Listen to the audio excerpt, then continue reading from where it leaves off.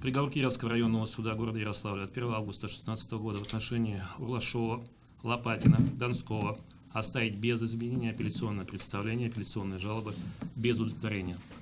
Апелляционное определение может быть обжаловано в порядке, установленном главой 47 прим. УПК Российской Федерации в президиум Ярославского областного суда. Приговор вступил в законную силу и подлежит исполнению. Заседание по данному делу закрыто. Нормально. Никакой справедливости. Где справедливый суд у нас в России? Где? Где есть свои мозги? Оглашение приговора апелляционной инстанции заняло меньше 5 минут. Судья огласил только вводную и результирующую часть. Приговор Евгению Урлашову и его коллегам остался без изменений.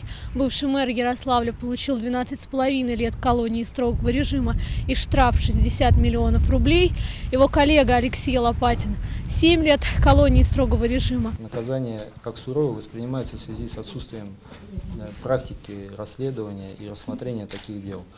У нас взятки в таких крупных размерах не выявлялись.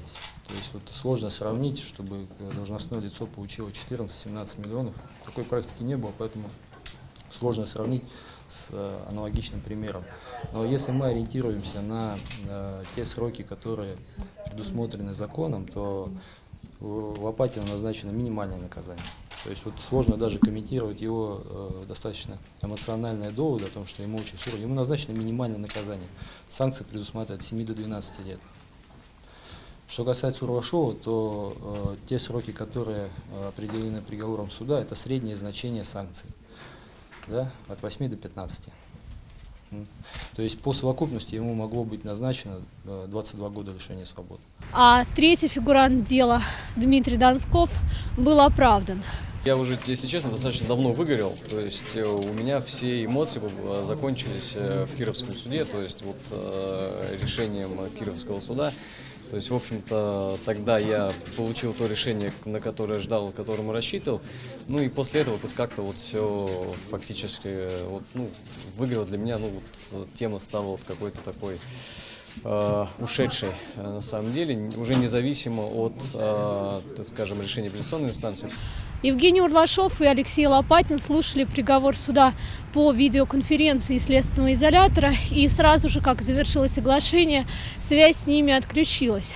Адвокаты Евгения Урлашова уже заявили, что будут обжаловать это решение сначала в кассационной инстанции, а потом и в Европейском суде по правам человека. Соответственно, теперь мы также можем после вступления в силу обратиться в Европейский суд с тем, чтобы обжаловать это решение в связи с тем, что мы считаем, что права человека были нарушены и считаем, что оно подлежит отмене.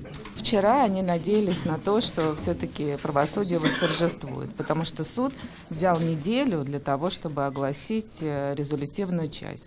Мы думали, что это в связи с тем, что будет решение изменено. Однако этого не случилось. Теперь мы будем дальше действовать в том же направлении. Виновными они себя не признают, и никаких взяток они никогда не брали.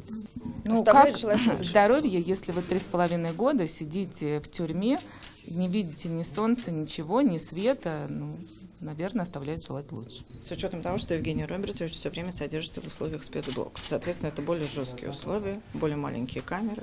И, к сожалению, следственный изолятор Коровники тоже отличается не совсем гуманными условиями содержания. Сам бывший мэр Ярославля неоднократно заявлял, что считает это дело политически мотивированным.